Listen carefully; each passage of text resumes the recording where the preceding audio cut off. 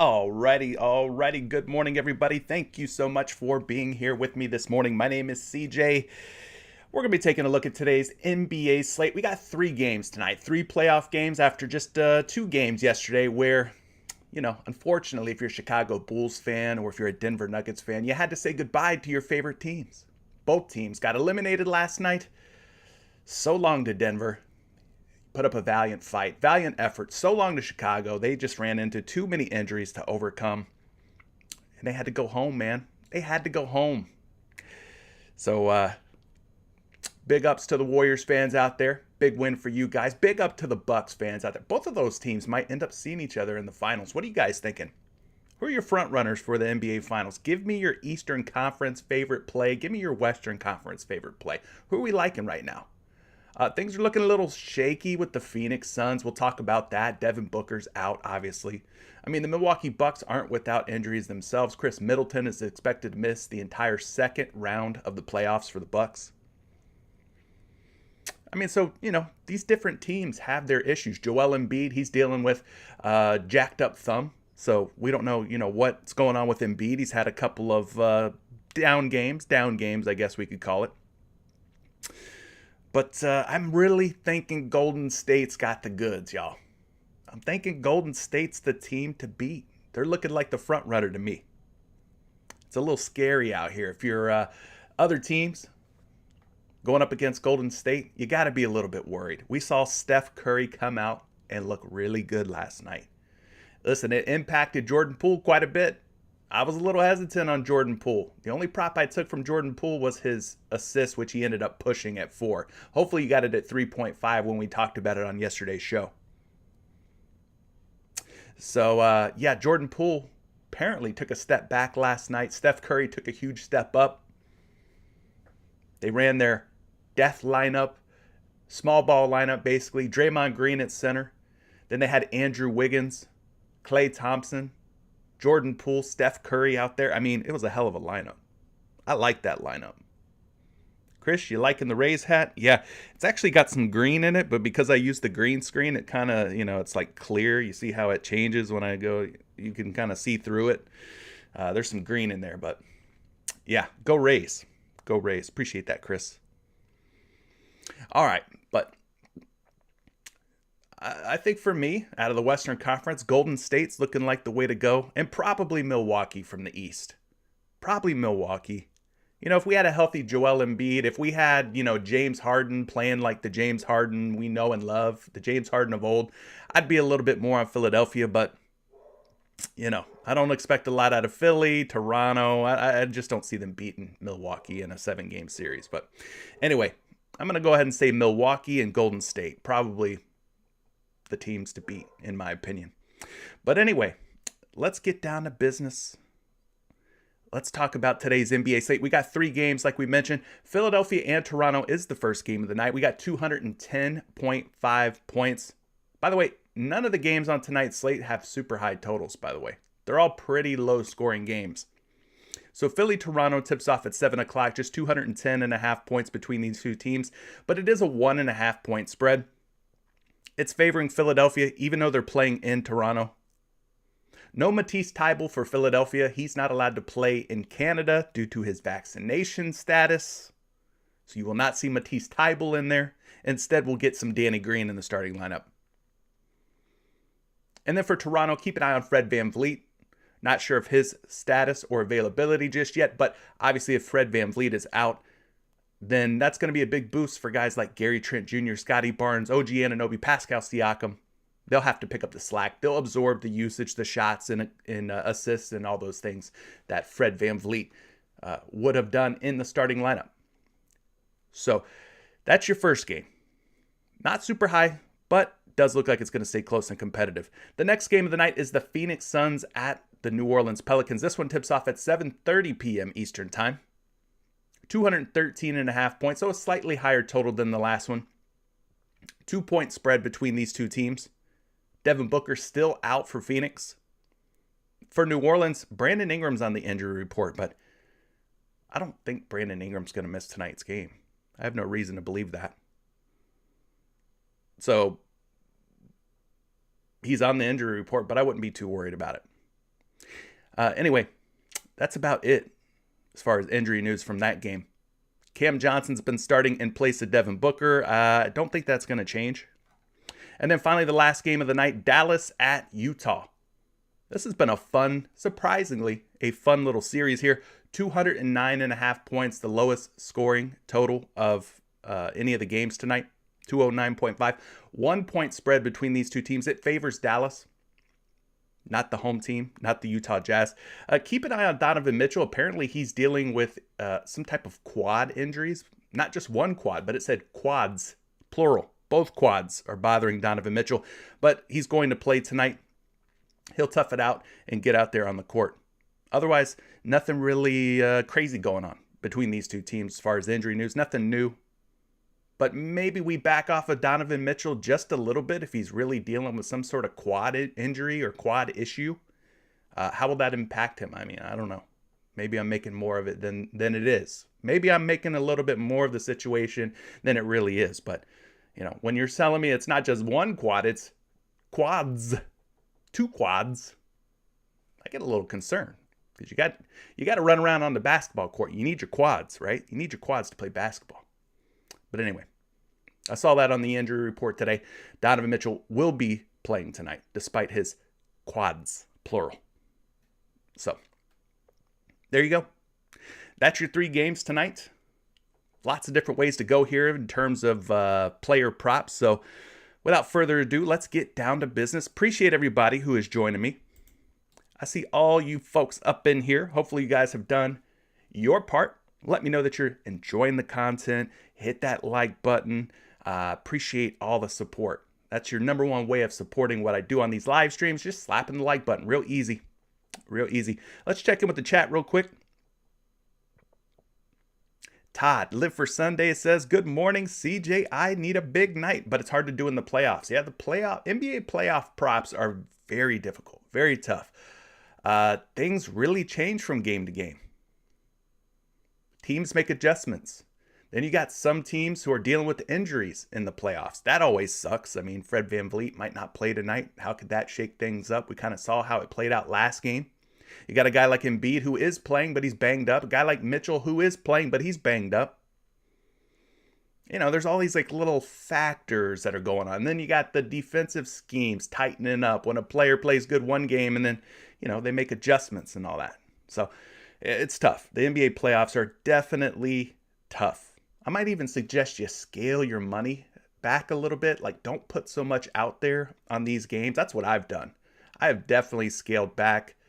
I'm pretty much just playing like a 5 pick, throwing something light at a 5 pick. If it hits, great. But it's been very difficult. The NBA playoffs are a very difficult time.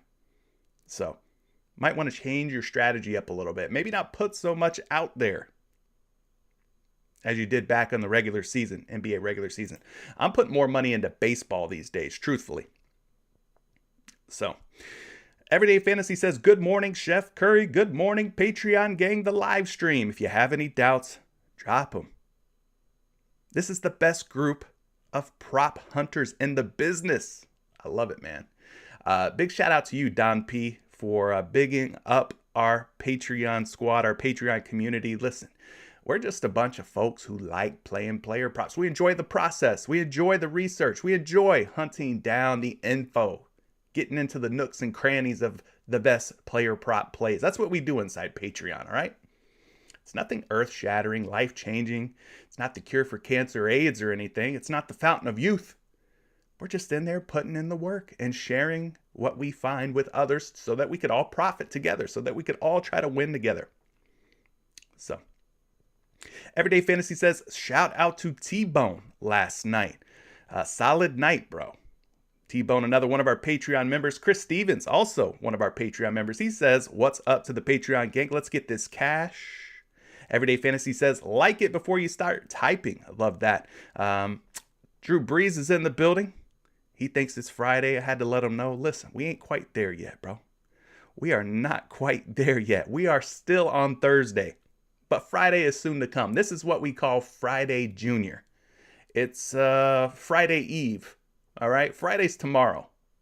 And of course, we'll do free entry Friday tomorrow, as we have always done, which is me just giving out as many 2-pick entries to win $100 on PrizePicks as PrizePicks will allow me to do. So shout out to PrizePicks for allowing me to give away these free 2-pick entries to Patreon members and Discord members.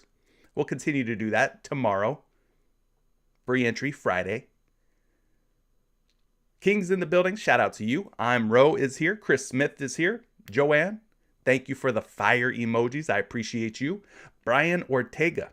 Are you the UFC Brian Ortega? Because that would be dope. I like Brian Ortega. He's a hell of a fighter. Zay Pade's in the building. Zay Pade says, when Poole was on fire, the casuals say that Curry was on his way out. When he proved casuals he's the greatest shooter, then they say Clay's going to be traded. The Warriors' hate is crazy. Listen, we talked about that a little bit. I did. Jordan Poole has proven himself. I don't think you're casual for thinking that maybe Jordan Poole could be the future for the Golden State Warriors. I don't think there's anything casual about that or off color about saying maybe Jordan Poole could take the reins one day from Steph Curry or Klay Thompson. That maybe one day they could part with Klay or Steph. Most likely Klay. Let's just be honest. Most likely Klay would probably be traded before Steph ever would be. But I don't think that's crazy. I don't think that's speaking out of turn or anything. Saying that maybe Jordan Poole is the future for the Golden State Warriors. They found themselves a nice little player in Jordan Poole. I don't think they're going to let Jordan Poole walk away and escape and go out into free agency. I just don't think they'll do it. I think they'll find a way to lock Jordan Poole up long term. So he could be that guy that sort of bridge the gap, right? Curry's on his way out. Poole kind of takes over, and he takes over the guard, for Golden State. I don't think that's totally crazy, but I get what you're saying. Steph Curry stepped up in a big way last night. Showed us that he still had it. Showed us that he's still one of the greats of all time. I'm with you, Zay Pade. We're not saying that Curry's washed. We're not saying that Clay's washed. We're just saying that Jordan Poole, at least that's what I was saying the other day when we were talking about it. I was just saying that Jordan Poole could be the future there. And I could see a situation where they team Curry and Poole up together in the backcourt. Maybe Clay's the odd man out. Maybe. Maybe they get rid of Wiggins and they find a way to go, Curry, Poole, and Clay. Maybe Wiggins is the odd man out. Shoot, very well could be. You saw what they did to Harrison Barnes a few years back, right? They cut Harrison Barnes loose, ended up going with Wiggins. I mean, you could see a guy like Kuminga come off the bench and take over the Andrew Wiggins role, right? Jonathan Kuminga or, Moses Moody or somebody like that, right? Those guys, young guys, could develop and they could take over Andrew Wiggins. I mean, the Warriors are deep. They got a lot of talent across the board. Anyway, let me get off that rant. Hunter, shout out to you. Cold Jelly, what's happening? Clemens, Mr. R. Clemens, shout out to you. Thanks for being here. Devin Robinson's in the building. He's liking Golden State versus Celtics. Yeah, we can't sleep on the Celtics either, man. We gotta respect the Celtics. Chris says, what's up, CJ? Cashed in big last night. Let's repeat it. Tailed your MLB pick this morning. Love it. Jeremiah, shout out to you. Thanks for being here. Thanks for being part of the Patreon community, Mr. Jeremiah. Jojo Rabbit, Lewis, I see you guys. Appreciate you being here. Warriors are definitely looking strong, man. They are definitely looking strong. All right, y'all. I could sit here and just talk sports all day long, but we're here for the props, right? You guys are here for the props. I think maybe one day what I'll do as an evolution of this show, we'll talk more sports. Maybe a little bit less props one day. I think maybe that's the future of the show. More of like a sports talk show with prop talk and less of all prop talk. Try to mix in some sports and entertainment in there. And I don't know. Those are just some ideas. Those are some ideas, you know what I'm saying, that I have for the future. Would you guys tune into that? Let me know. Anyway, let's get down to the props, guys. We're going to talk about some points props first and foremost. So let's get plugged in here. We're using props.cash, obviously, for our player prop research. It's been a fantastic tool for us to really dig deep, do a deep dive on some of these player props. So we're going to start things off by looking at the points props. And I've been using the last 5 game logs here. Last 5 game logs on props.cash. So we'll start with that. We'll take a look at the points props that are standing out. The guys who are hitting at the highest rates in the last 5 games. Last 5. So Jalen Brunson's leading the way at 20.5 points. 100% hit rate. But we're getting Jalen Brunson at 19.5 on PrizePicks. His teammate, Reggie Bullock, 10.5 points, 80% hit rate, but we're getting him at 9.5. Chris Paul at 19.5 points. Got a 60% hit rate, but we're actually getting him at 20.5 today on PrizePicks. You got Danny Green up there at 8.5 points. He's also got a strong 60% hit rate. Hey, we just got some more props added to the board. Shout out to PrizePicks.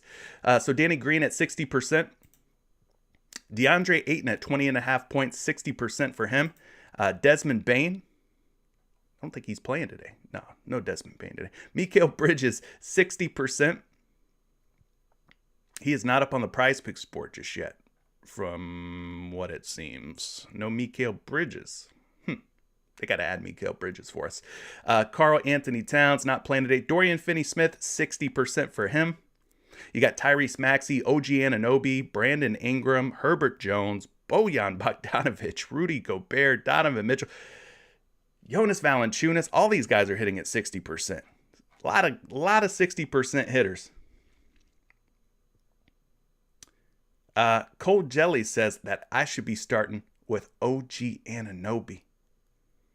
You want me to go OG Anunoby? You got it, bro. What are you thinking about OG Anunoby, Cold Jelly? You liking the over? You liking the under on OG Anunoby? Been taking some OG Anunoby in games without Scotty Barnes, but we'll have to dig into this a little bit further here and see if OG Anunoby is a worthwhile option today. Let's do that now. Let's look at the last 5 games for OG Anunoby. All 5 against Philly. His prop line is 16.5 on PrizePicks. So if you are using props.cash, make sure you bump him down to 16.5 like he is on PrizePicks. When you look at his game logs here, first 3 games, 20, 26, and 26. The last 2, just 11 and 16. So his numbers have kind of come down a little bit.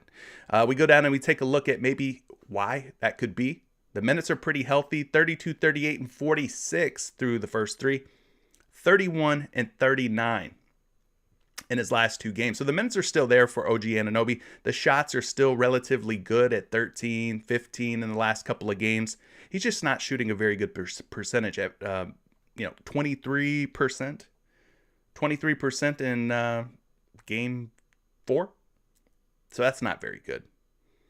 47% is not terrible. But yeah, I mean, the shots are still there for OG. Here's what I think is really hurting him the most. He takes a pretty healthy amount of threes. These are not dropping for him. 1 for 7. 2 for 9. So it's not that he's seeing less opportunities or less shots. He's just not making the most of his opportunities and his shots. 14% from 3. Game 4. And then just 22% from 3. You can see the games where he hits his points props. He's shooting 40%, 57%, 44%. So I think this is a big reason why he hasn't been hitting his points props in the last couple of games. It's just due to a poor 3-point field goal percentage.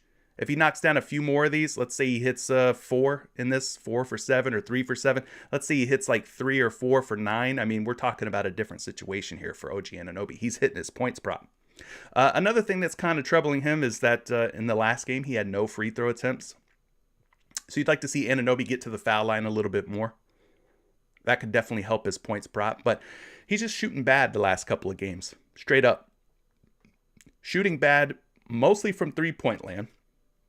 Because you can see the 13 shots that he took, 7 of them were threes. The 15 shots that he took, 9 of them were threes. He's taking a lot of threes. The majority of his shots are coming from downtown, from beyond the arc. So he's just got to make the most of his opportunities and knock down these threes. He's got to knock down more 3-pointers. Against Philadelphia this season, he's typically had their number up until the last 2 games. He was 4 for 4 and covering 16.5 points until games 4 and 5, where he started to shoot the ball a little bit more icy cold.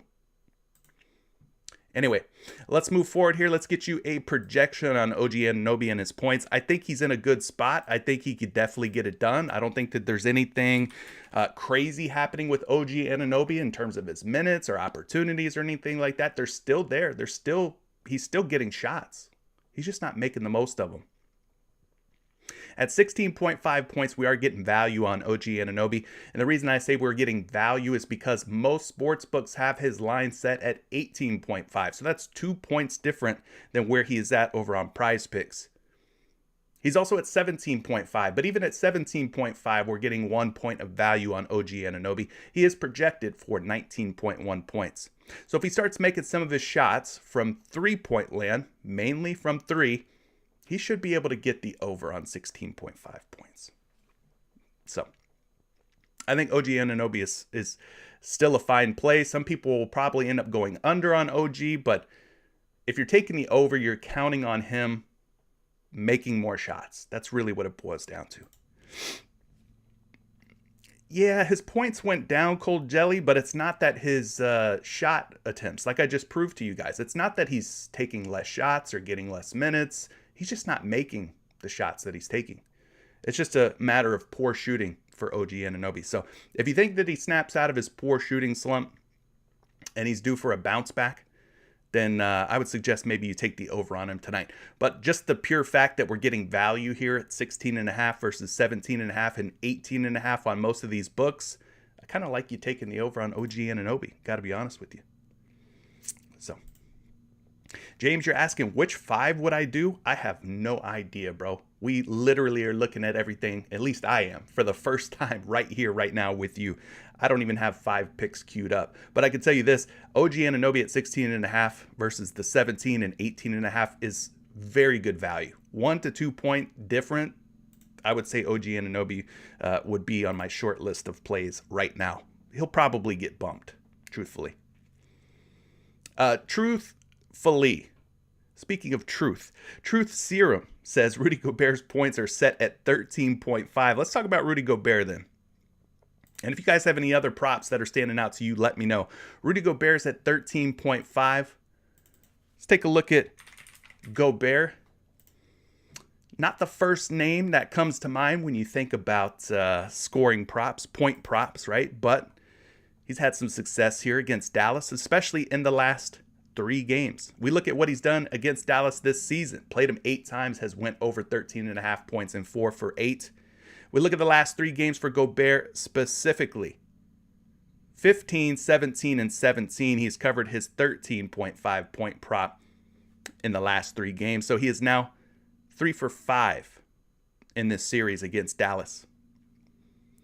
Gobert, what do we credit this scoring success to? I don't know. His minutes are actually kind of down in the last 3 games. You look at some of the previous games that he played against Dallas, his minutes were hovering right around 35 per game.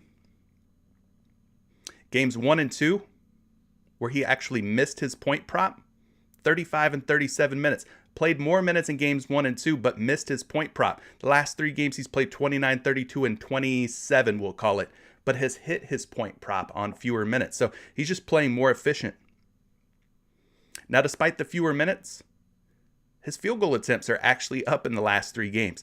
Games 1 and 2, he shot the ball 1 time and 5 times. Since then, shot 6, 8, and 7. So he's going to take 6, 7, or 8 shots again. We know that typically he's going to be a high field goal percentage type of guy because he's getting his buckets off of offensive rebounds, pick and roll opportunities, lobs, high percentage shots. So if he's going to continue to shoot or get opportunities of 6, 7, or 8 field goal attempts, those are typically going to be high percentage shots. I like his chances of going over. Of course, he doesn't take any threes. One big thing that helped Rudy Gobert out back in game 4 was that he got to the free throw line 18 times. Now, he only made half of his attempts, 9 for 18 from the line, but he did get to the free throw line quite a bit. So if he gets to the free throw line, I would say that those are just kind of the cherries on top. If he gets 6 to 8 field goal attempts, he gets a few free throw attempts in there and makes the free throw attempts, he should be in line for 14 or more points. But looking pretty good here. His field goal attempts are up over the last 3 games despite playing fewer minutes. So I don't mind you going Rudy Gobert if you want. All right, at 13.5 points, we're seeing him at 14.5 out on all the different sports books. So there is a point of value here to Truth Serum's point. We're getting value on this prop as well. 13.5 versus 14.5, so that's a good thing.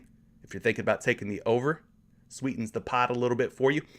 He's projected for 16.5 points. That 16.5 point projection is 3 points higher than the 13.5.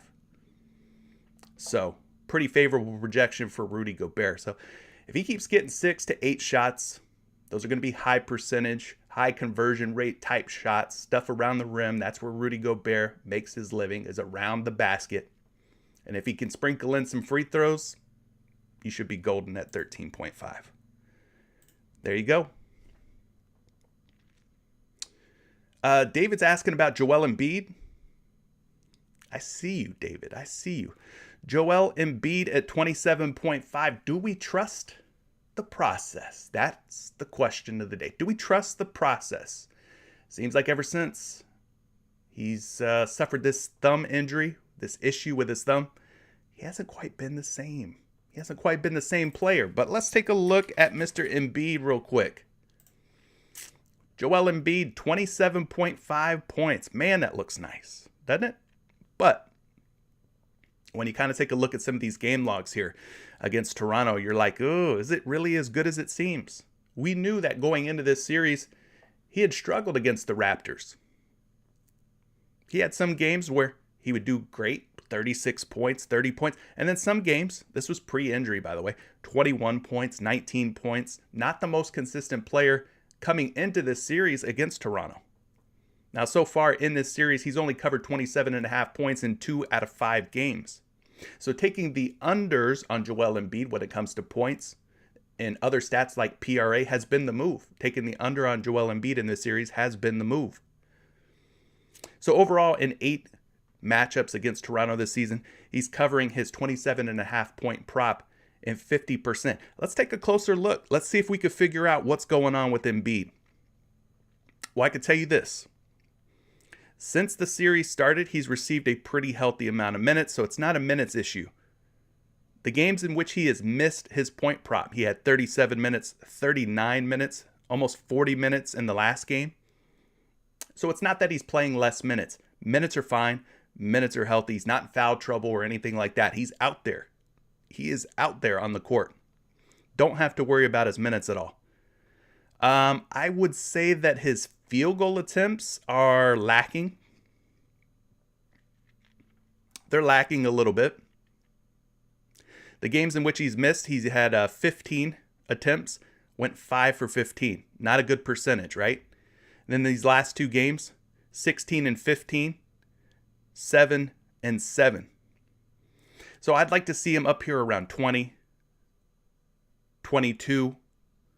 The games in which he does, shoot the ball a lot more and hits a decent percentage, he's gone over.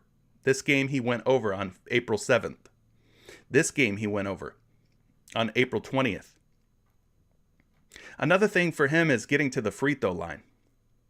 We've seen his free throw attempts start to slowly dwindle, right? Over the last couple of games, he attempted 9 shots, went 7 for 9. The last game, he only attempted 6 free throws. He did make all 6 of them, though. But you'd like to see him getting to the free throw line a little bit more. If he's not going to shoot a good field goal percentage, at least get to the free throw line and hit those at a high clip. Pretty good free throw shooter when he gets to the line. So field goal attempts are a little down in the last handful of games, 15, 16 per game. His free throw attempts are also down at less than 10.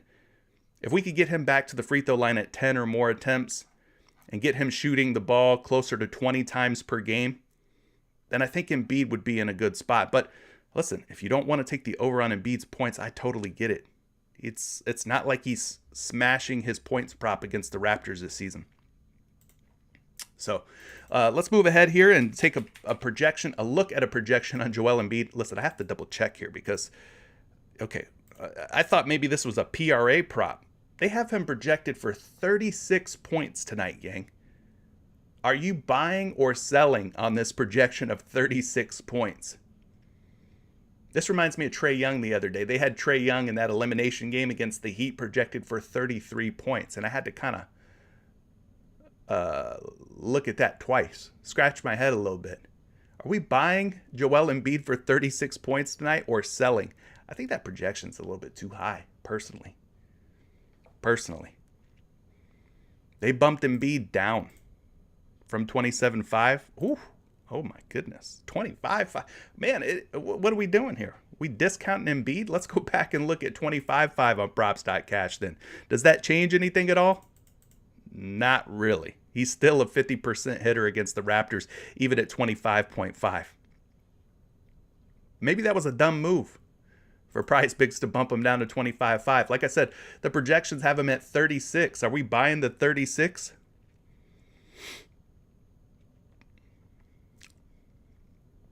$36 points. I had to make sure that wasn't a PRA prop. I definitely checked and made sure. It is his points prop projection at 36. Anyway, at 27.5 on all the books, we're talking about 2 points of value now at 25.5 on PrizePicks. So 2 points of value, a 2-point difference on Joel Embiid here. Are you more encouraged to take the over at 25.5? I think you should be. That doesn't mean he's going to hit, but I think you should be more incentivized to consider taking the over on Embiid now that he's 25.5, and that's a 2-point discount, 2-point value versus the sports books out there. But if you wanted to fade Embiid or just take the under at 25.5, you're playing with fire. It's a little bit risky. I'd probably say the fade would be the move rather than taking the under. I know he struggled. I know he's had his issues against Toronto. I know he's dealing with the thumb thing. But I don't know that I would feel comfortable taking the under at 25.5. At 27.5, I think the under was probably the smart move. At 25.5, it might just be a fade for me now. Straight up. I see a lot of you saying, hell no, you're not buying the 36 projected points. Cross-reference these projections for Embiid. You got NumberFire, RotoWire, Betting Pros, number of different sites out there that offer free player prop projections. Double check. 36 is awfully high, though. I will say that. It was kind of like Trae Young the other day, 33. So, Chris Stevens, you're saying that NumberFire has him projected for 25.9. All right, that's more reasonable. 36 is absurd. All right, let's talk about Jalen Brunson. Todd, you want to dig into Jalen Brunson at 19.5 points a little bit? We started off the top of the show looking at the props.cash trends on Jalen Brunson at 20.5 points in his last 5 games. He has that 100% hit rate. 100% hit rate. So let's start things off with looking at his game logs here against Utah. Again, if you're using props.cash, make sure you take advantage of this little slider, which is really helpful when you're talking about a site like PrizePicks. You could bump them down or bump them up, different players and props. In this case, we're bumping them down to 19.5. It doesn't really change anything at all. 8 games against Utah this season, he has covered the over on 19.5 points in 7 out of 8, an 88% hit rate for Jalen Brunson. An 88% hit rate is fantastic. How do you say no to that?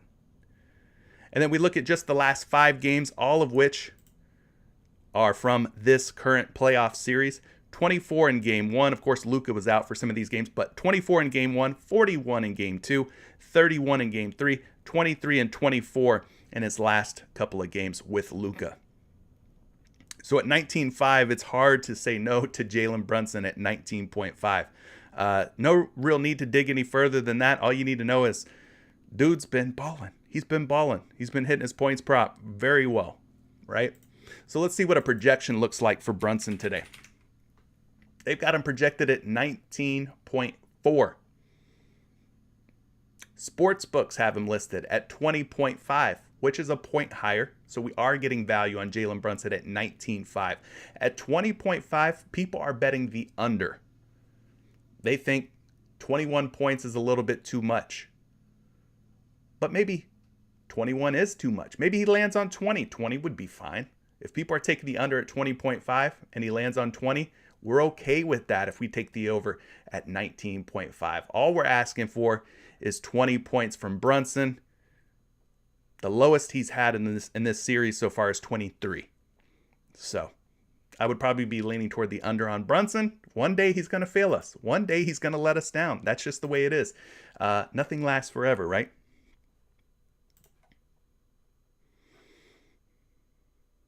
You guys are saying now he's at 20.5. I think you need to refresh, Ricky, because he's at 19.5. I just refreshed, so he's definitely at 19.5 right now.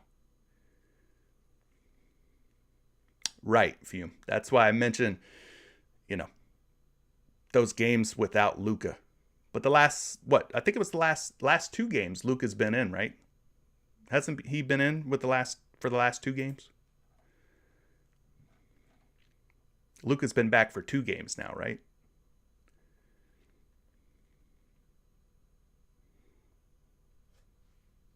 Who's leaning under on Brunson? At 19.5? If I said I'm leaning under, it was a mistake, Willie.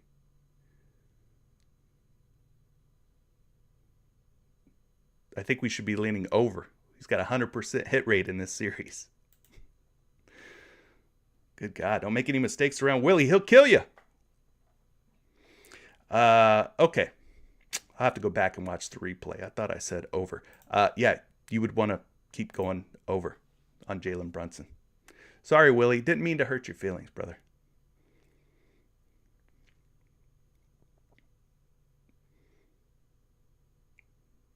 Respect. Respect, Willie. Respect. I corrected it. I be saying things, guys. I'm up here talking in front of a camera. I say things. Okay? All right, what other point prop? Jimmy Green, you're asking about Chris Paul. JS Vocals is asking about Gary Trent Jr. Let's start with CP3. Wasn't this dude just at 20.5 points like 5 minutes ago? Wasn't Chris Paul just at 20.5? And now he's down to 18.5? We'll talk Chris Paul, we'll talk Danny Green, and we'll talk GTJ as well. Yeah, sometimes I get a little bit excited.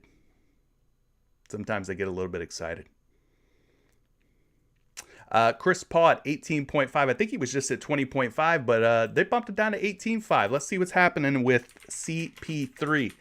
Chris Paul had a bounce back game in the last game. He typically doesn't have 2 bad games in a row. So far in this series, that is. So far in this series, he typically does not have 2 bad games in a row. So we're getting Chris Paul at a nice little 18.5 number. Hopefully you didn't take him at 20.5. Hopefully you waited for the lines to adjust and move, because now you're getting him at 18.5. So far in this series, he has covered 18.5 in 3 out of 5 games. So that's a pretty nice little hit rate.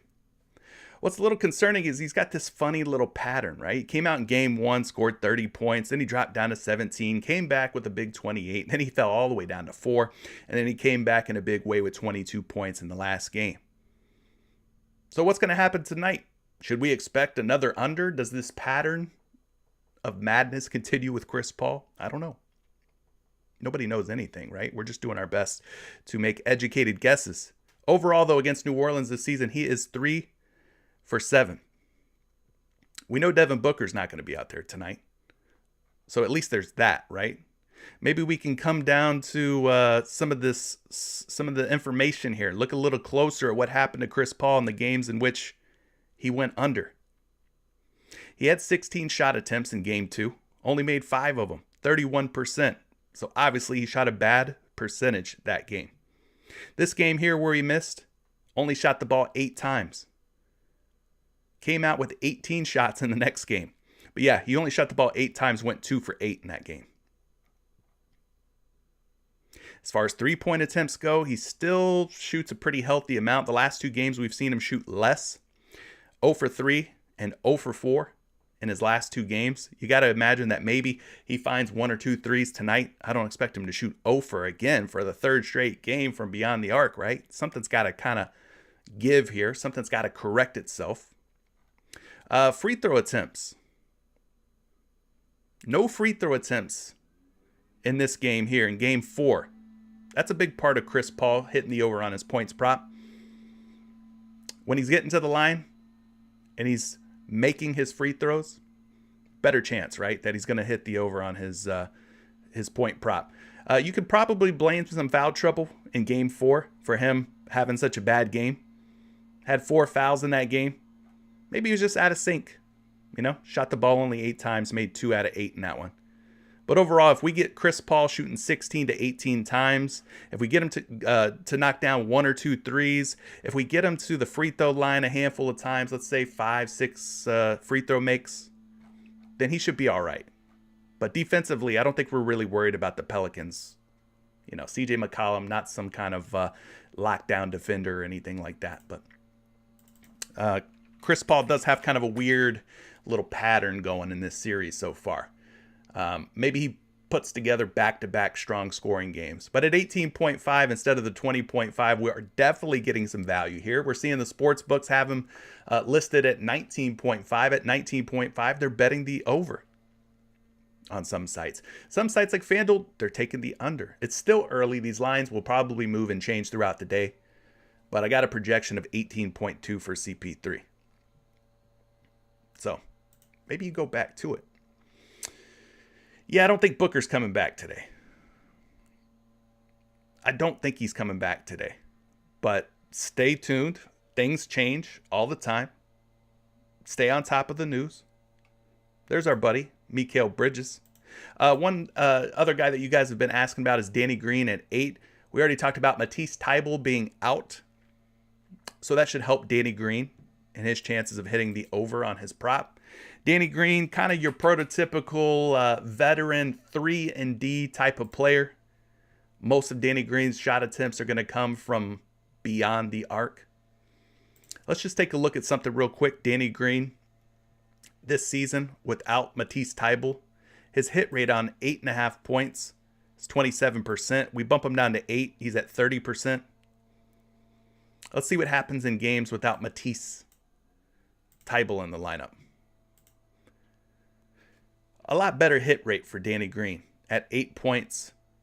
Games without Matisse Thybulle this season, he's at 50%. So he's played a total of 10 games without Thybulle.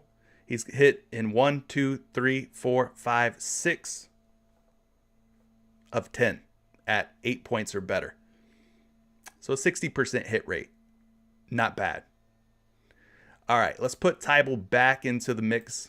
Let's just take a look at Danny Green versus Toronto this season. He's played the Raptors a total of 8 times. He's hit the over in 4 out of 8 in this series so far. He is now 3 for 5 at hitting the over on 8 points. The games in which he did not hit, the 16th and the 23rd, let's take a look at those. His minutes were definitely down in game 1. Only played 22 minutes. Game 4, played 27 minutes. Kind of down in that one too. But then again, the last game he only played 24 minutes and was able to hit his points prop in that one. Let's take a look at his field goal attempts here. Only shot the ball 6 times in game 1, was 1 for 6. Terrible shooting game for him. This game here on the 23rd, shot the ball 10 times, was just 2 for 10. So it's another classic situation of making the most of his opportunities. The opportunities are obviously there. He's just not always cashing in on them. As we talked about, Danny Green, a very 3-point dependent type of scorer. Most of his shots are going to come from 3. So this game right here where he went 2 for 10, 7 of his 10 shots were from 3-point land. The only 2 that he made were from 3-point land. Shot 2 for 7 from beyond the arc there. So if his 3 ball is falling, he'll likely hit the over on his points prop. This game here where he missed on the 16th, he was 1 for 6. 5 of the 6 shots came from 3. He was 0 for 5 from beyond the arc. So Danny Green's got to hit his threes in order to hit his points prop. He's not a big free throw guy. He's not going to get it to the foul line at a high clip or anything like that. He's got to make the threes. Plain and simple. This is Straightforward as it gets. If he's hitting threes, he'll hit his points. 8.9 is his projected point prop, which is closer to 9 than it is 8. So feeling good about the over, right? At 8.5, we're seeing the betting public bet the over here. They're putting their money down on the over for Danny Green. So it's just going to come down to if you think Danny Green hits his threes, then go ahead and take the over. Simple as that. What was the other one you guys asked about? Gary Trent Jr. at 17.5. I'm going to keep refreshing here because you guys are telling me lines are changing. This one changed, that one changed. So we got Gary Trent Jr. currently at 17.5. So let's look at him. GTJ. He is at 18.5 by default on props.cash. So make sure that you bump him down to 17.5. Now, I did bump him down. Didn't change his hit rates at all. Still 56% against Philadelphia this season, 5 for 9. In this series so far, when we look at the last 5 games, against Philly, he is now 2 for 5, 40%. To start this series off, he was dealing with some sort of illness, right? We remember that. He was kind of questionable. Game 1, they weren't sure if he was going to play. He ended up playing. I don't think he ended up doing a whole lot there. Ended up with 9 points. Game 2, just 9.7 minutes played. So games 1 and 2, I think we could kind of throw those out, man. I don't think Gary Trent Jr. was himself in either of those games. The ones that we really want to focus on are the last 3 because those are the ones where he's received 45, 39, and 38 minutes. He's seen an uptick in his minutes, getting a healthy run in those 3 games, right? And with those minutes comes more shot opportunities, 19, 20, and 14 attempts. Shooting a decent percentage, 47, 40, and 36. 36 is not ideal. You'd like to see that number come up a little bit. So his shot attempts were down, as was his field goal percentage. And then his 3-point attempts are usually pretty healthy, shooting 9, 10, and 6 in the last 3 games. Again, these first 2 games, I don't know that we put a whole lot of stock into those just because the minutes weren't what they're going to be tonight, where he's going to be playing 36-ish or more minutes. As far as free throw attempts, those were pretty healthy over the last 3 games. So that's kind of what you can expect with Gary Trent Jr. More minutes tonight, as long as he's not in foul trouble. He got into some foul trouble in these games 1 and 2. So he came really close. One more shot goes down for him in the last game. He ends up hitting the over at 17.5. No Fred VanVleet, from what it sounds like, but things always change, especially when you're talking about Nick Nurse. You never know with Nick Nurse.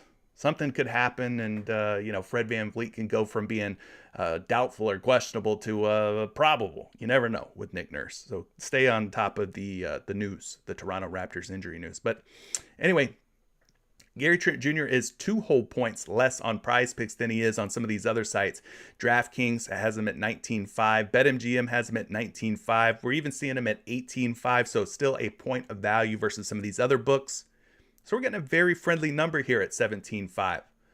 PrizePicks seems to be setting their lines very low today. Whether that be Embiid at 25.5, whether that be Gary Trent Jr. at 17.5, whether that be Jalen Brunson at 19.5, whether that be Chris Paul at 18.5, whether that be Danny Green at 8 instead of 8.5, whether that be OG Anunoby at 16.5. We're seeing a lot of value. A lot of these point prop lines are lower than they have been out on these sports books. More enticing for us to take the overs, is it not? I think it is. Gary Trent Jr. is now projected for 21.4 points. At 19.5, they're betting the under. At 18.5, they're betting the over. So, Gary Trent Jr. could be a good look for you. Austin, you're asking about JaVale McGee. Do they have McGee up? Well, I would tell you this. When they do put JaVale McGee up, be careful. We saw what happened in the last game. I don't know if you guys were privy to this information or not, but Monty Williams said, hey, we're looking to get Bismack Biyombo some minutes. And he wasn't lying. Bismack Biyombo ended up playing some minutes off of the bench, which I think absolutely, without a doubt, directly impacted JaVale McGee's output. McGee had been perfect in this series with covering his PRA. Then all of a sudden last game, Bismack Biyombo finds some minutes off the bench, and now JaVale McGee dries up on us. So before you go back to JaVale McGee, consider this. Bismack Biyombo is a thorn in JaVale McGee's side. They were playing McGee with Biyombo at times. They were playing McGee with Ayton sometimes. I mean, it was weird. So if that's going to happen again, then I have to stay away from JaVale McGee. That's just what it is. Cold Jelly saying Danny Green's going to hit his threes in a win or go home type of game. Love that. Love that. Let's see here. Brandon Ingram being mentioned for points. Let's go ahead and talk some BI. Some of you guys probably feel some type of way about Brandon Ingram. We had him as a discounted prop the other day on Tuesday. He was a taco. And our taco kind of crumbled in our hand. Kind of fell apart on us.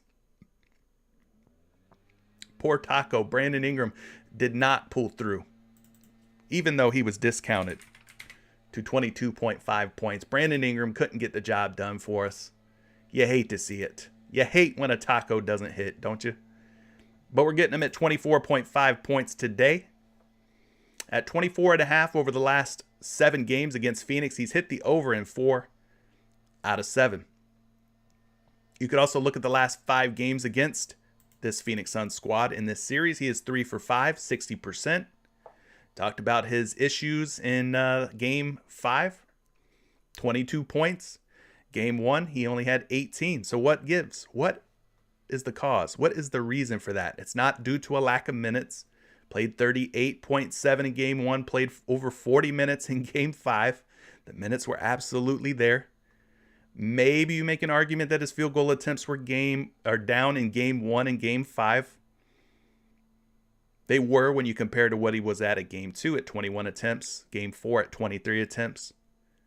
But I think the thing to blame more than anything was not the opportunities. They were there. 17 and 19 is plenty. It's the field goal percentage. 6 for 17, 35%. 7 for 19, just 37%. So the shots were absolutely there. The opportunities were definitely on the table for him. Now, game 1, he did not take very many threes. 1 for 2. Shooting more threes here. Over the last 3 games, he has shot 6, 5, and 5 from beyond the arc. He is a streaky three-point shooter at best. Streaky. 1 for 5 in the last game. 20%. That's not ideal. Does he hit one more? If he does, then he ends up going over 22. Plain and simple. If he ends up hitting one more, he goes over 24.5 too, now that I think about it. His free throw attempts have been very good over the last 4 games. 8 for 8, 9 for 10, 7 for 10, 7 for 11. This is another thing that hurts, right? 7 for 11, 64%. If he knocks down one more free throw, our taco hits. All right? So you hate to see his free throw percentage down at 64%. Maybe he's tired. I don't know. Maybe it's hostile Phoenix crowd. He didn't shoot the ball as well from the free throw line. But anyway, he's getting to the line at a pretty healthy rate. He just needs to make them, right? Just needs to make them, which he did not do very well the last time he stepped out on the floor. Brandon Ingram's point projection today is at about 28, 27.9. We are getting value, as is the case. The theme today is value, value, value on these points props. We're getting Brandon Ingram at 24.5. He is at 25.5. Everywhere else you look, at 25.5, we're seeing under. They're taking the under. Minus 125 under, minus 125 under, minus 120 under. So a little bit of value here on Brandon Ingram. Kyle Cass says, smash the like button, people. CJ lays it down for you for free. Show respect. Yeah, I'm just, putting the work in. I'm just putting the work in for you guys so you don't have to. Are we ready to move on from points? I think we've dug into a lot of the popular ones. We're finding a lot of value. I think we can move on from points. Let's go to the assist props. You guys let me know if there's any assist props that you're really liking, that you're really feeling. Assist me. Drop me an assist by hitting that like button if you have not done so yet. All right, looking at the highest hitting assist rate guys over the last 5 games, there's a number of guys that are really, really shining here on tonight's slate. Talk about those right after this water break.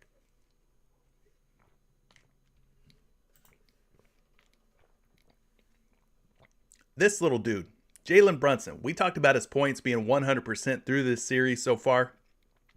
I think he's only missed his point prop 1 time against the Jazz this season. But his assist prop sitting out there at 3, because at 3.5, he's at 80% this last 5 games. So he's been hitting his assist prop pretty well. Joe Val at 2.5 got an 80% hit rate over the last 5 games. So he's one to kind of keep your eye out on. DeAndre Ayton, not up on the board, but if we do get him up on the board at 1.5, he's got a 60% hit rate. Tyrese Maxey at 3.5 assists, 60%, but we're getting him at a higher number at 4. OG Anunoby, we talked about the value on his points prop. At 2.5 assists, he is currently a 60% hitter over the last 5 games. Donovan Mitchell at 5.5. We're getting him at 5. A little bit of value, a little bit of a discount, but Mitchell at 5.5, 60%. CJ McCollum of the New Orleans Pelicans, 5.5 assists. He's got a 60% hit rate, but we're getting him at 5 today. So that could be a move as well. Otherwise, the rest of these guys on the board, 40% or worse in the last 5 games, including Chris Paul. But Chris Paul currently not making an appearance on the assist board. So what assist props are you guys liking?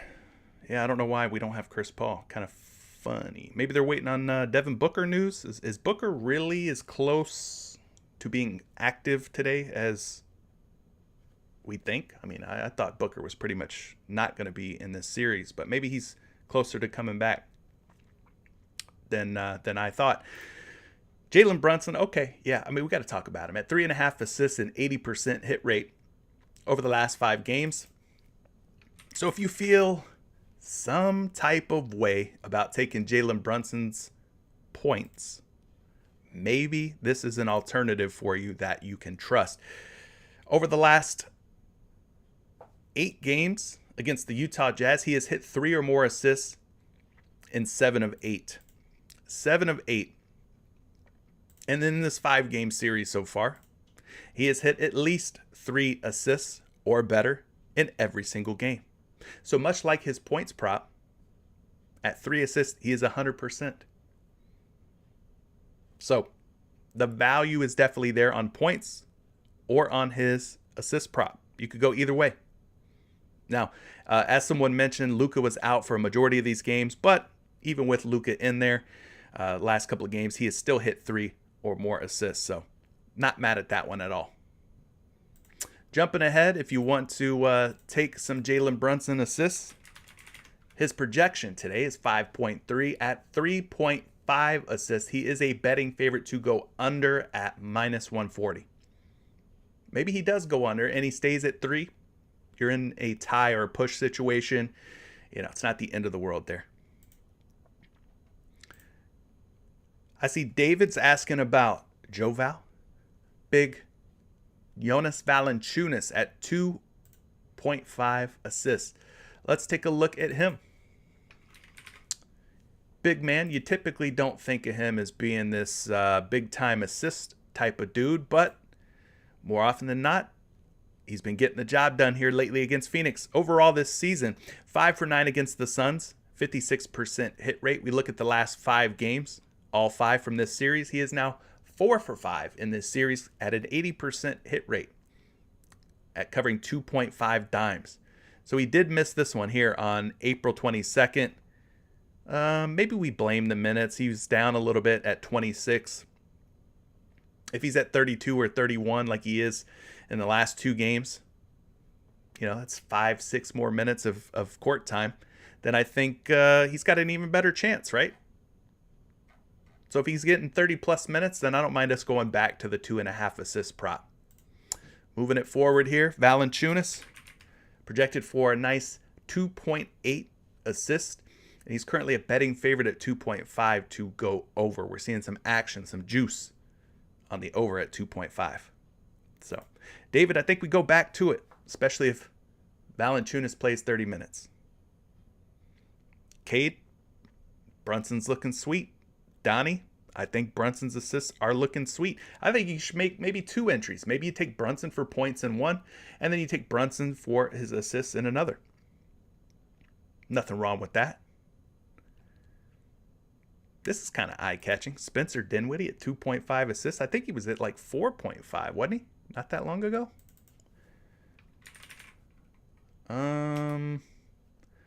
They just added this one to the board. Let me refresh here, see if I've got a line, a projection for Spencer Dinwiddie. I do. Oh, he actually is at 2.5 today. So Dinwiddie's at 2.5 today. He's a minus 135 betting favorite to go over at 2.5, and he's projected for 4.5. But yeah, Dinwiddie at 2.5, man, that kind of got my attention because I remember his line being at 4.5 just like, what, 1 game ago, 2 games ago? So that one could be a move too. That could be a move if you don't want a prop that could push, like Jalen Brunson at 3 assists. He's done a pretty good job in this series. Again, a lot of these games were without Luka. He did flop the last time he came out with just 1 assist.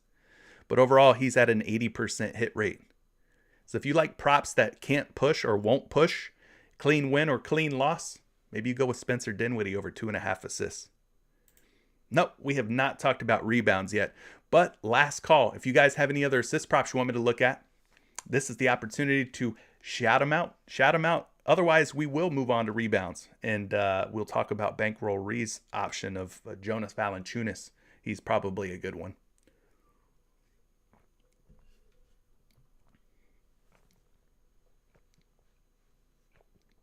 Mac, you want to go OG for assists? He's at 2.5. Let's take a look at him. Let's look at OG Anunoby. I think right now the best value for OG is going to be his point prop at 17.5, was it, or 16.5? That one looked good. As long as OG makes his shots. The opportunities are still very, very plentiful for OG Anunoby. All right, against Philadelphia this season, Anunoby has hit the over on his assist prop of 2.5 in 4 out of 6 games. Let's also take a look and see what happens with OG Anunoby's assist when Fred VanVleet's out of the lineup. So he's got a 47% hit rate overall this season. With VanVleet out, just a 43% hit rate. So it doesn't really improve or help OG all that much, VanVleet being out. But nonetheless, in this series so far, he is a nice little 3 for 5. 3 for 5. So yeah, I still think I prefer maybe going OG Anunoby for points. That's kind of his thing, right? He's a scorer. He's a bucket getter. He's going to shoot a lot of shots. I don't know that he should be in line for a ton of assists. I can tell you this, the betting public right now loving this prop though, minus 150, minus 140, 45 out on your sports book. So the public's loving it. Mac says, smash that like. Appreciate you, Mac. Appreciate that. Jeremiah's wanting to know about some Tyrese Maxey going under on Tyrese Maxey at 4 assists. Do we like that move? Going under on Maxey at 4? Maxey has not made an appearance on today's live stream, so let's talk about him now for his assist prop. At 4 assists or more, he's hit this in 1, 2, 3, 4, 5, 6. 6 games out of 9. 6 out of 9 at 4 assists or better against Toronto this season. So that looks decent. In the series so far, At 4 assists, he's hit the over in 3 out of 5. 3 out of 5, so 60%. We jump ahead. We're going to look at a projection for Maxey. He's at 3.5 assists on all the sports books out there. At 3.5, they're smashing the over, minus 160, minus 155, even minus 162 in some spots. And he's projected for a healthy 4.9. So for me, I don't know that I want to take the under on this prop, being that he's projected as high as like 4.9, but I could very, very well see this in a tie or push type of spot. Cloudsy, you want to know about some James Harden assists. Let's talk about Mr. Beard, James Harden at 9 assists. We've seen him at 10.5 recently, 9.5. We're getting him down to 9 today over on PrizePicks. So at 9, I can understand why you'd get a little excited seeing James Harden at 9 assists. He's played this Toronto Raptors squad a total of 8 times this season. Since joining the Philadelphia 76ers, he's played them 8 times. In those 8 games, he's hit 9 or better in 1, 2, 3, 4. So he's sitting at like 50% against the Raptors since joining the Sixers. 50%. It's like a coin flip type of prop, right? We've seen him have big 15 and 14 assist type games, but not recently. Oh boy, there it is, baby. We've got the freaking spam porn chat bot going in here. Jeez Louise. We're going to have to take care of this. Let's do it. Let's take care of these guys. Gotta love it. That's how you know you made it. At least that's what you guys tell me. You know you've made it when the porn bots show up. So yeah, we went ahead and removed those. I'll make sure that we report those as porn or sexually explicit material. There we go. The porn bots found me again. Don't click on that shit. Y'all better not click on that. Warned you. I warned you. All right. We got rid of those guys. Hopefully they don't come back. They have come back before. It's like whack-a-mole. How do they get on here? I don't know. I think it's my sexy face that attracts them, Jeremiah. I really can't explain it. So yeah, James Harden, 50% hit rate so far against this Toronto Raptors squad in matchups since joining the Philadelphia 76ers. Harden's projected assists today are 11.2 at 9.5. He's actually a big betting favorite at minus 130, minus 139 to go over 9.5. So if they're taking it over at 9.5, maybe we should be thinking about taking the over at 9. In worst case, he ends up with 9. That could always happen. So before the spam bots came up in here, make sure I didn't miss any other assist props. I think we covered pretty much all of them. Let's go over to the rebounds because you guys were asking about some different rebound props. Let me know if there's any rebound props that you want me to take a look at. We're looking at the last 5 games and seeing who's been hitting their rebound props. There's a lot of guys hitting at 80%, by the way. There's a lot of players on today's slate hitting their rebound prop at an 80% rate. I'll go through them real quick for you. Your highest hitters over the last 5 games. Reggie Bullock at 4.5, 80% hit rate. We're getting him at 4. Dorian Finney-Smith at 4.5, 80% hit rate. Jalen Brunson at 4.5 rebounds, 80% hit rate. So that's 3 Dallas Mavericks already for you at 80% hit rates on their rebound props. Someone already mentioned it. Joval at 12.5 rebounds. He's also sitting at an 80% hit rate. Tyrese Maxey at 3.5 boards. We're getting him at 3, a little bit of value.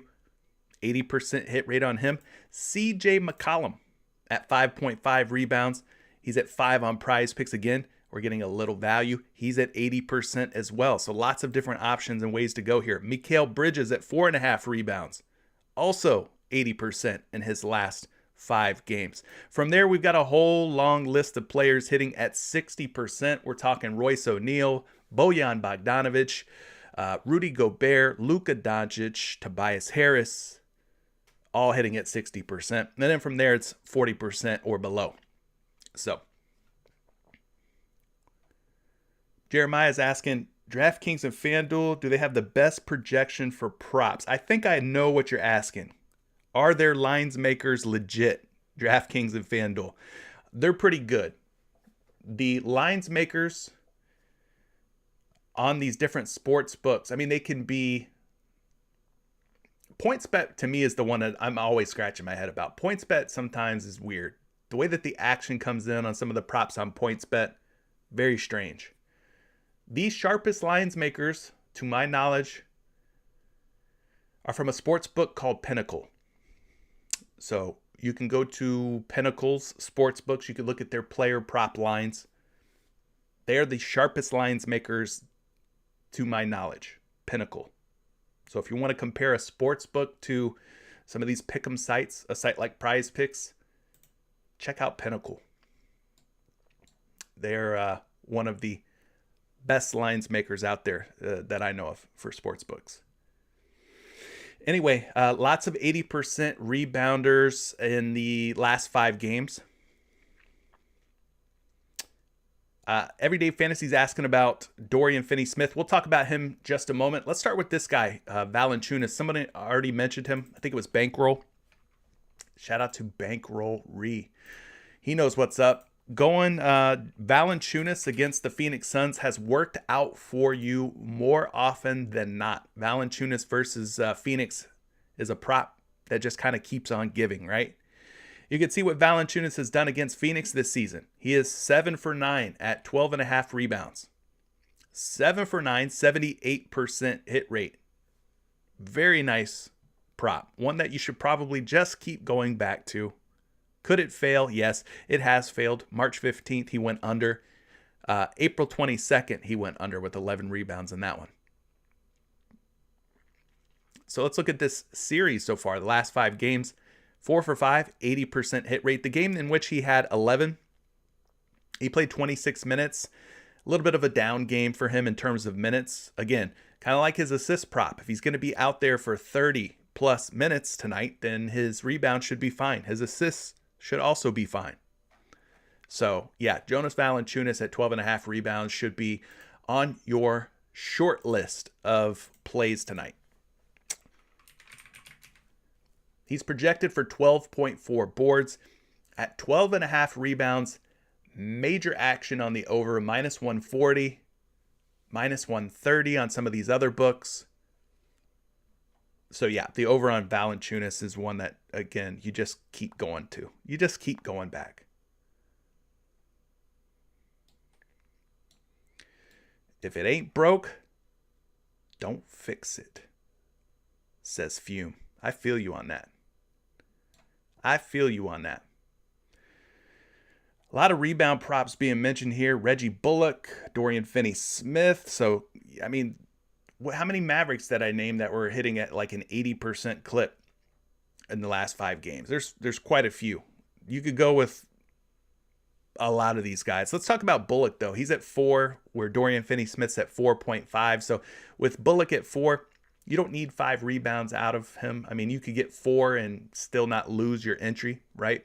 Of course, it'll be reverted down to, let's say it's a 5 pick, it'll be reverted down to a 4 pick, right? So there's always that. But you are getting a little bit of value here on Bullock at the 4 instead of the 4.5, right? So Bullock in this series so far, he has hit 4 or more rebounds in every single game against the Utah Jazz in this series. He is now 5 for 5 at 4 or better. He is 4 for 5 at 5 or better. So again, you get sort of the security blanket, the comfort of knowing that, hey, maybe he doesn't have 5 rebounds on him tonight. Maybe he only has 4. That's okay. If he hits 4 rebounds, we're okay with that, right? You get the little security blanket of being able to tie or push on this prop. But more often than not, in this series, he goes for 6 or 7 rebounds. That's what's happened in 4 out of 5 games. So I'm feeling pretty good about you taking the over on Bullock. or Balak, however they pronounce his name on these damn telecasts. I never heard him be called Balak or whatever they were calling his ass.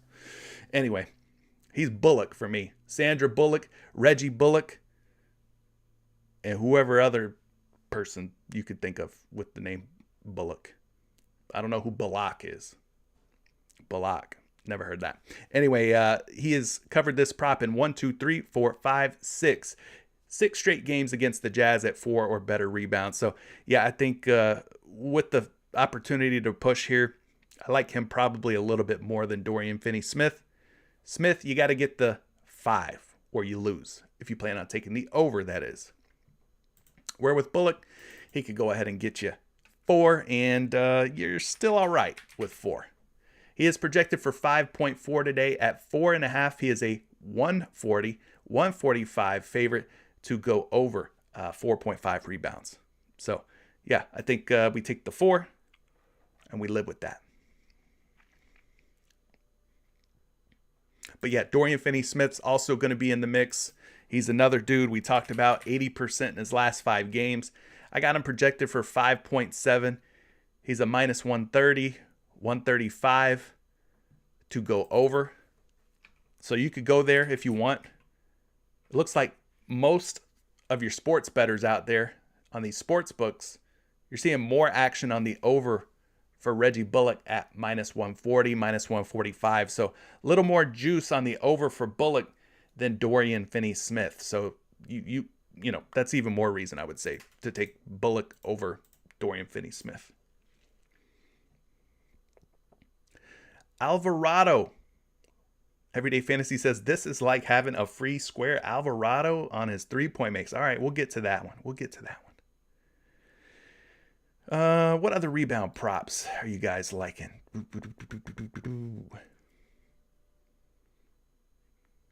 Luka, that's another one.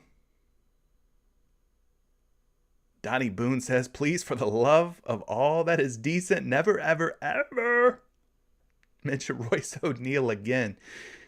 What did Royce O'Neal do to you? He hurt you? Which prop?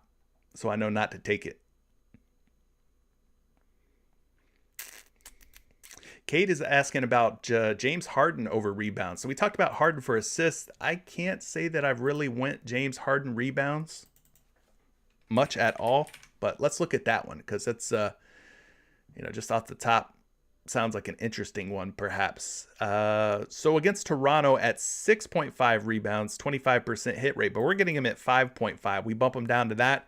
And now he's a 50% hit rate against Toronto. In this series, though, he's only covered his rebounds in 2 of 5. 2 of 5. Not great. Not a great hit rate at 2 for 5. 40%. You're wanting to take the over, Cade? I got to know why, man. I got to know why. He only had 2 rebounds in his last game. Maybe you know something we don't know, Cade. Harden is projected for a healthy 8.1 boards. He's at 6.5 on your sports books, but he's a betting favorite to go under. Minus 135, minus 140. So they think he's going to stay at 6 rebounds or less tonight. So if he does finish with 6, you're okay if you take the over at 5.5. That's what the projections suggest. But again, always cross-reference these projections on some other sites.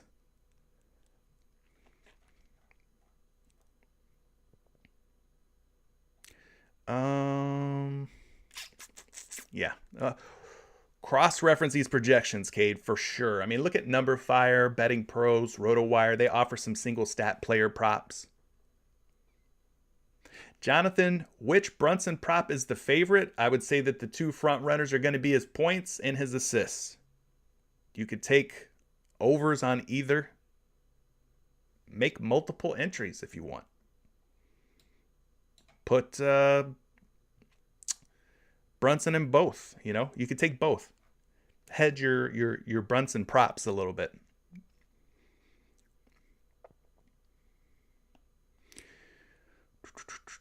Scotty Barnes for rebounds at 7.5. Yeah, I think he's been boarding pretty good, right? Scotty Barnes. Let's look at him. All right, so against Philadelphia at 7.5 rebounds this season, he has hit the over in 5 out of 6 games. That's an 83% hit rate. That's nice. 83% hit rate is nice against Philly this season. He was just named Rookie of the Year, so he's out there trying to prove the Rookie of the Year voters that, hey, I deserve this. I deserve this. The last 3 games, all against Philly. He's only played in 3 games in this series. 10, 11, and 8 rebounds. So he is 3 for 3 in this series so far against the 76ers, averaging a pretty healthy number of rebounds as well. So we jump ahead. We'll get you a projection on Barnes. Got him projected at 8.8 boards. That is more than the 7.5, obviously. At 7.5, gang, he is being smashed over. Minus 150, minus 140 at 7.5. He's even as high as 8.5 on some of these other books. So there you go. You could go that route too. Scotty Barnes over 7.5 rebounds is a move. So just to kind of recap here, I would probably say the standouts for the rebound props. This guy, Valanciunas, he's looking sweet. We named a couple of Dallas Mavericks out there for you. Reggie Bullock at 4 would probably be my favorite. You got Dorian Finney-Smith at 4.5. He's also in contention. I like both of those. And we just talked about Barnes. I think he looks nice for 8 or more boards. So I think those are probably the ones to focus on. Brunson, more for me, an assist play, a points play. Assist or points for Brunson for me. That's just the way that I'm thinking about it. But anyway, let's move on from rebounds. PRA props. You guys got any PRAs that you want to look at? Let's do it. Let's do it to it.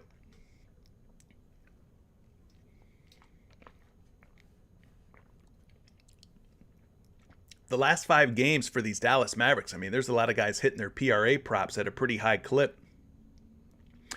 Reggie B, the star of the stream, it seems like. At 17.5 PRA, he's got a 100% hit rate. We're getting him at 16.5. So he's also going to have a 100% hit rate at 16.5, obviously. 1 PRA difference versus what we're seeing on these lines on props.cash. Jalen Brunson at 28.5 PRA, also at a 100% hit rate. So both of those guys are perfect in the last 5 games. 5 for 5. Dorian Finney-Smith at 18.5. That could be a play as well. At 19.5, he's got a 60% hit rate. So he might be a little bit better at 18.5. We'll have to take a look at that one if you're interested in that. Other ones to consider, Valanciunas, 32.5 PRA. He's got a 60% hit rate. I think I prefer just his rebounds more than his PRA. Higher hit rate, obviously. CJ McCollum at 34.5 PRA, 60%. In fact, we got a whole bunch of guys at 60%. Let me just call them out. Bogdanovich, Harris, Green, Mitchell, CP3, BI, Brandon Ingram, OG Anunoby, Herbert Jones, all at 60%. From there, it's 40% or below. Big Bob Boston. You're liking the Brunson PRA. You're liking the Clarkson PRA. Well, I think we've hammered a lot of Brunson props to death. Let's talk about Jordan Clarkson, though. He's a guy that we have not talked about at all to this point. So I think just to diversify your portfolios, your player prop portfolios on tonight's NBA slate, we should probably talk about a guy like Jordan Clarkson. So Clarkson's PRA is at 22.5. If you believe that maybe Donovan Mitchell's going to be limited or labored in any type of way as he is dealing with quad issues, both quads, not just a single quad, but multiple quads. He's dealing with quads issues. If you think that he's labored or hampered in any type of way by his quads, then maybe Jordan Clarkson finds himself playing more minutes tonight. Could be possible. In this series so far, he is 3 for 5. So that's a pretty nice little hit rate there. We've seen his minutes start to climb in the last 3 games, playing 30, 36, and 32 minutes in the last 3. Where in games 1 and 2, he had just 19 and 22. He's definitely scoring dependent when it comes to hitting the PRA. He's going to need to get his buckets. So I don't mind Clarkson. As long as his minutes stay kind of where they are, 30 plus in the last 3 games, he's going to have a real shot at hitting the over at 22.5. Pulling up the PRA on Mr. Jordan Clarkson. 24.2 projected points, rebounds, and assists. At 22.5, though, the betting public right now, taking the under on Clarkson, minus 120. Nick Guthrie says, thanks for all that you do, CJ. Going for 4 days in a row with a 5 for 5. See you in Patreon for the MLB picks.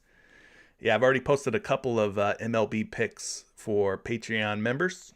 Hopefully you took advantage of those. I don't know if those lines have moved, but if they didn't move, I would be very surprised because we found some tremendous value this morning. Anyway, any other PRA options? I'm looking through these. It doesn't look like you guys have posted very many PRA plays that you're interested in, so we'll just keep it moving. No big deal. 3-point makes. I saw some folks mentioning some 3-point makes. One that Everyday Fantasy mentioned was Jose Alvarado at 0.5 3-point makes. So go through the 3-point shooters. Who's been taking and making threes at a high clip? Well, this dude, again, is the star of the show today. He is at 2.5 3-point makes. He's 100% in his last 5 games. 100%. So you got to love that. Ant Edwards, he doesn't play today. Dorian Finney-Smith at 2.5 3-point makes. He's sitting at 2 on PrizePicks. 60% hit rate over the last 5 games for him. So kind of like the other prop, the rebound props, I probably prefer Reggie Bullock over Dorian Finney-Smith. But in this case, if DFS knocks down 2, you at least have the opportunity to push. Bullock's got to hit at least 3. You don't get the tie or the push, the comfort of that in this spot. CJ McCollum was another one that some folks had mentioned. He's now gone back-to-back games under 2.5 3-point makes, but eventually he's going to have to bounce back. Eventually he's going to have to bounce back, right? I mean, he's just taken too many threes for him to keep going under. It's going to all fall into place for him eventually. Has to, right? So those are some of your top guys. Other ones to consider, Herb Jones. Don't see him up on the board, though. Pascal Siakam, not seeing him either. So let's take a look at some of these. We'll start with CJ McCollum. I can kind of show you guys better than I can tell you what's been going on with CJ McCollum. So we're using Props.cash to show you what's happening here. McCollum at 2.5 3-point makes. He is 5 for 9 against Phoenix this season. Decent hit rate at 56%. In the last 5 games, all of them in this series that he is currently in against the Phoenix Suns, he has hit in the first 3 games. Since then, he is under in the last 2. So let's take a look at that. What's happening here, McCollum? Well, the minutes are still pretty good. You could say that his minutes were down in game 4. Could blame that. Maybe he plays 4 extra minutes and finds a couple of extra shots, but the 3-point attempts pretty healthy at 9.2 on average in his last 5 games. So as long as he keeps taking 9 or 10 3-point attempts per game, he should be in a pretty good spot. Looks like he got into a little foul trouble. 4 fouls, kind of high, right? He's just not shooting a very good percentage the last 2 games. 2 for 9. And 1 for 8. But he's still chucking up 8, 9, 10 in some games. We just need him to knock down a couple more, right? Couple more. So the opportunities are still there for CJ McCollum. They have not dissipated. They have not dried up on him. He's still out there shooting. He's just going to have to make them. He is projected for 3.2 makes today from beyond the arc. At 2.5, he is a betting favorite, minus 135 to go over. is CJ McCollum. So he's going to keep shooting. We know he's going to keep shooting. He's just going to have to make them. His teammate was one that Everyday Fantasy wanted to talk about, Mr. Alvarado. Let's see if we got any information on Jose Alvarado versus Phoenix this season at 1.5. I'm sorry, he is at 0.5. 0.5 3-point makes.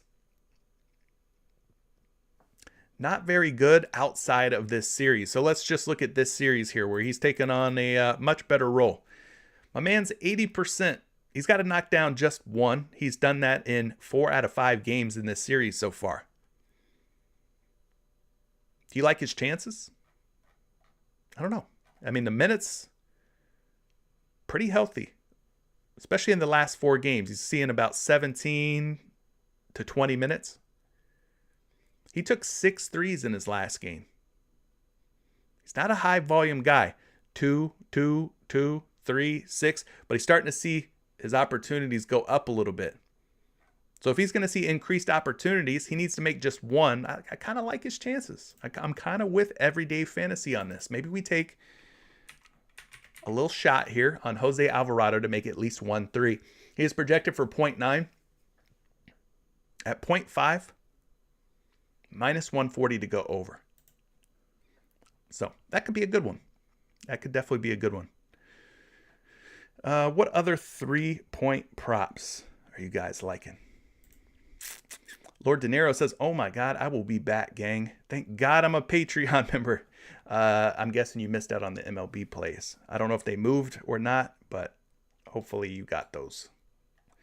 Lewis says that MLB and NHL Patreon has gotten my bankroll up. Love to hear that. That's what it's all about, bro. That is what it's all about, bro. Jay Crowder, Matty Ice, you want to go under Jay Crowder 1.5 3-point makes? All right, we've been talking a lot of overs. Maybe we've got ourselves a little potential underplay here on Jay Crowder. Let's take a peek. Yeah, it's bad, huh? Man, that's actually kind of surprising. Jay Crowder 0 for 5 this series at 1.5 3-point makes. 0 through the first 3 games. The last 2, he's only hit 1. Wow. Because he's kind of a 3-and-D guy, right? Most of the time, his points, a majority of them, I would say, kind of like Danny Green, come from the 3-point makes. But he's not making them. Is he taking a lot? Let's look at the attempts. 4 to 5 per game, it looks like. He's just shooting terribly. 0 for 4, 0 for 5, 0 for 5, 1 for 3, 1 for 5. Sheesh. Oh, he's also been in some foul trouble too. 5 fouls in his last 3 games. Well, that's not good. Yeah, if he's glued to the bench in foul trouble, that does not bode well for any Jay Crowder over 3-point make props.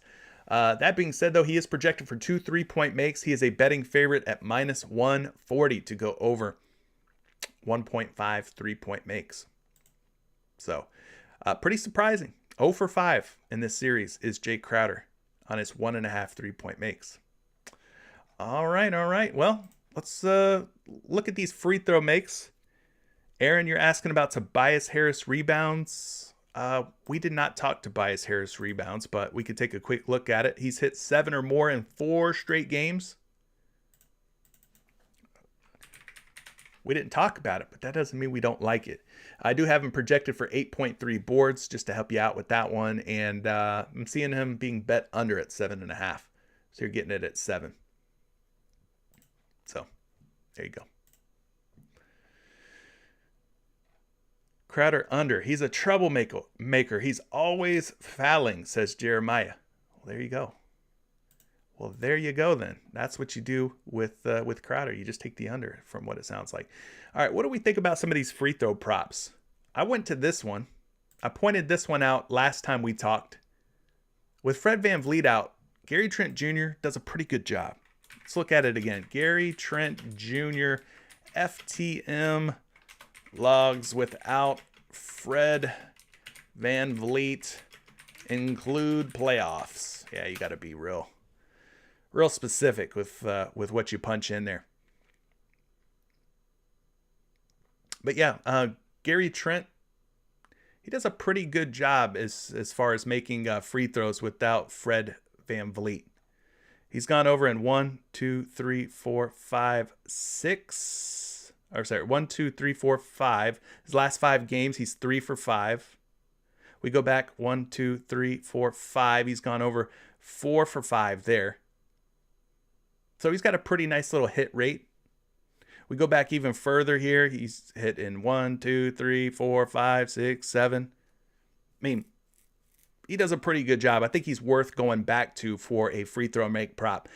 Yeah, it did take him till the last minute or two in the fourth quarter to finally go over the prop. So it was absolutely, positively a sweat.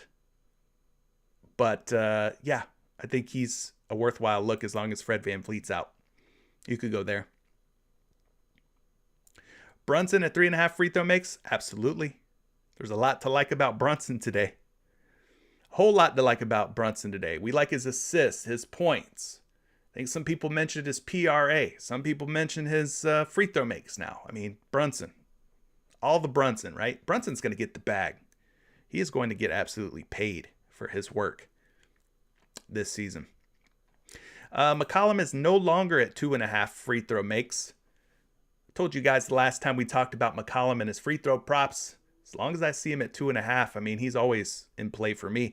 He has now hit 3 or more free throw makes in 80% of his games in this series. So even at 3, I think McCollum's going to be one to keep your eye out on. We talked about Brandon Ingram. He's been getting to the free throw line pretty well here in the last 4 games specifically. 80% hit rate overall for BI. 4 straight at 7 or better. So I think he'll probably be up there in consideration. Siakam, I think there's better options. Harden, I think there's better options. Just too inconsistent, right?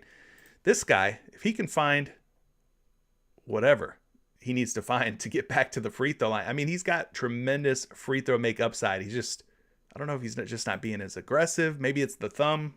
Not quite sure what's happening with him. Luka, strong option. He's made 8 or more free throw makes in his last 5 games.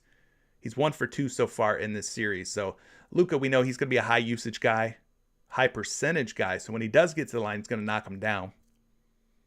Mitchell had a nice little 4-game streak going. A little concerned that those quads might hold him back, but he's a worthwhile option as well. 80% in this series so far. So yeah, there's a lot of good free throw props out there today. Blocks and steals, you know how I feel about these. I don't really play a whole lot of them. Very volatile, very unpredictable. You know, will a guy block a shot? Will he steal the basketball?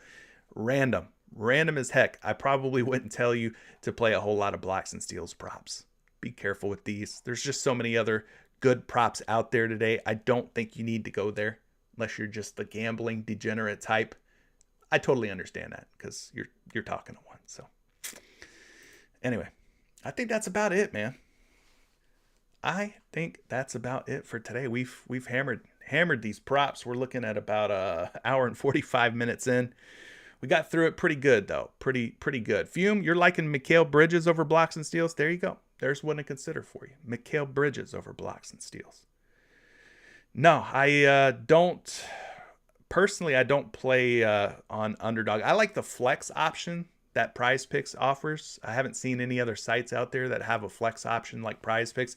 I also haven't seen any other sites out there that offer as many markets or ways to play different sports options out there as PrizePicks. Being able to kind of like mix and match across different sports. You can get one pick wrong, still make profit. I think there's a lot of cool things that's going on with PrizePicks. So yeah, I'm definitely a PrizePicks guy for sure, for shizzle. But props are props, you know, no matter where you play, for the most part. But we're getting a lot of value today on PrizePicks on these points props. It's going to be very interesting to see how things develop throughout the day. Going to be very interesting to see how things develop throughout the day. Are they going to bump these lines back up? Are we just getting in at the floor level on some of these points props?